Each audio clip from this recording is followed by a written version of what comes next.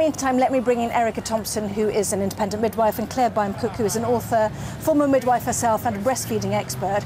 This really is a big moment, isn't it, Erika, first of all, for new parents setting off. You've got to look after this thing on your own, haven't you? I know, it's very, very exciting and very, well, it's just an amazing time for the parents. Very nerve-wracking sometimes for some parents, and a time when the dad really steps up, and I thought William looked very proud there getting into the car, and it's his moment to take his wife and son home and look after them. And the ginger way they're holding the baby there, you can tell it's first-time parents, can't you?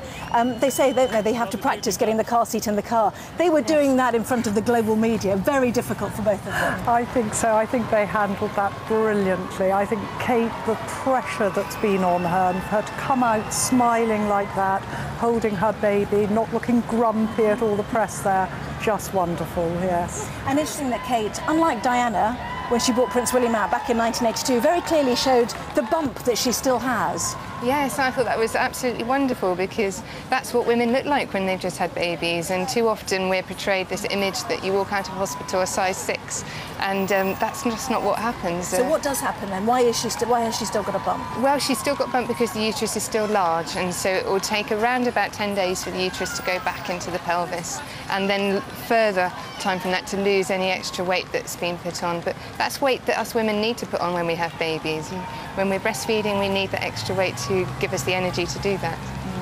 And it's difficult for all mums. They move rather gingerly, don't they, when they leave hospital? Kate presumably was trying to keep it as fluid as possible at this stage. We know that she didn't have a caesarean.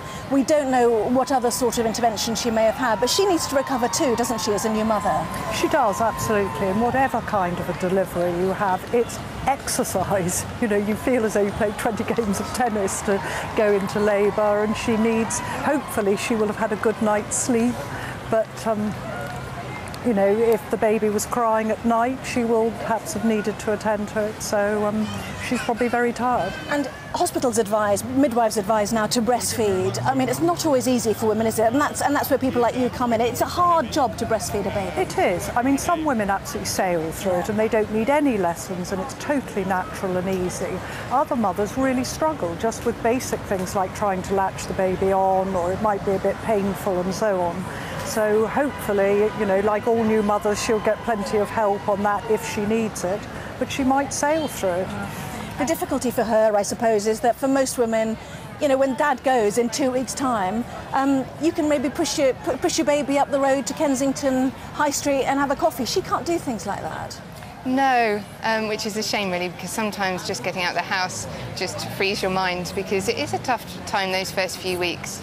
It's a time for being quiet and relaxing and allowing yourself to have time with your baby. Sleep when your baby sleeps, especially in the day. A lot of mums try and stay up awake in the day because they think that they shouldn't be. But us midwives, we like to see people in pyjamas and having naps in the day and resting. So what is the priority for them there, apart from keeping this baby alive, I guess? I think the real priority is to get home and to be there, just the two of them with their baby, have something to eat, have a sleep, practice nappy changing and so on, but really taking this time to get to know their baby and working out how they can tell why the baby's crying and what to do. And all new mothers have to discover that. And like all new parents, they've been in hospital for about 24 hours. And I guess William's probably never changed a nappy before. Kate probably hasn't done other stuff. They've got to learn like everyone. Well, Claire Cook and Erika Thompson, thank you both very much indeed.